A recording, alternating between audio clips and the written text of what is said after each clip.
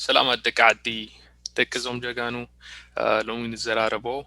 كمي غيرنا ناي تغرينيا كيبورد ناف كمبيوترنا كنصعن نخيل زبليو مجمرتا انتاي نقبر مسلكم نابزيا ستارت بالنمزء نصعنا كاو سيتينج تبلالا سيتينج نبل كاو ابزين مسئمو ابتا سيتينج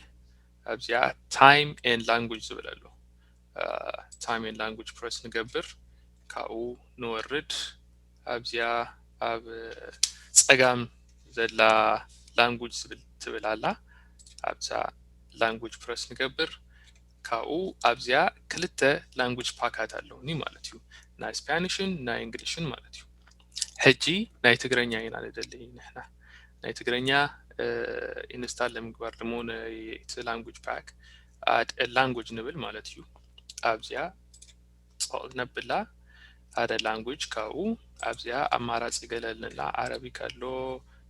ገለመለ ብዙሕ ዝኾኑ ኩሉ language አሎ ሞ አብዚያ መጽኢና ትግረኛ አይና ደደልይ ትግረኛ ንብል ማለት ትግ ካው አማራጭ መጽና አብዚያ ትግረኛ ኢትዮጵያ ትብል ንሳ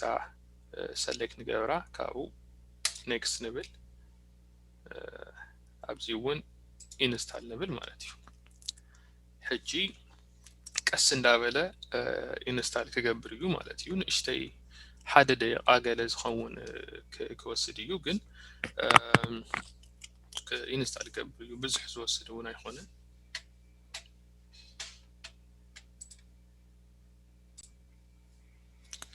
ዳውንሎድ እንዳገበር እዩ 30 ሰከንድ ወይንም ሓደ ደቂቃ ተኸውን እዩ ዝወስድ ሞ በቃ እጂ ዳውንሎድ ገይሩ ወዲሉ ይመስለኒ እው ሕዚያ እንታይ ከመይ ጌርና እዚ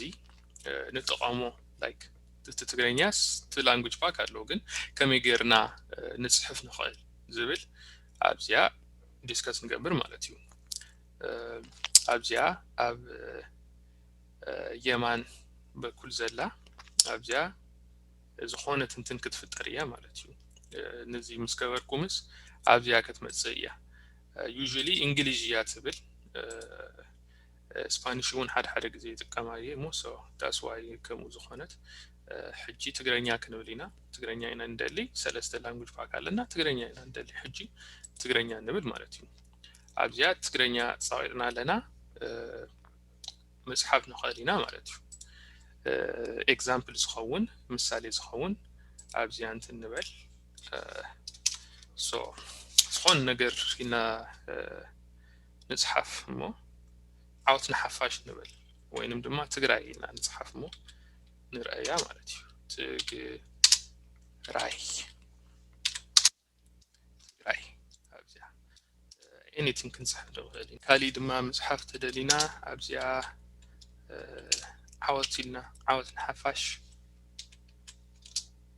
ዓወት ካሊ ድማ እንታዩ ከነገርኩም ዝደሊ እዚ ኩሉ ትርእይዎ ዘለኹም ንትግረኛ ንቀይሮ ተይልና አብዚያ አብተ ሴቲንግ ኩሉ ነገር ዘላቶ ማለት እዩ ሴቲንግ ንብል አብዚያ መጽኢና ታይም ኤንድ ላንጉጅ ትብል ንጸቅጣ ካኡ ላንጉጅ ካኡ አብዚያ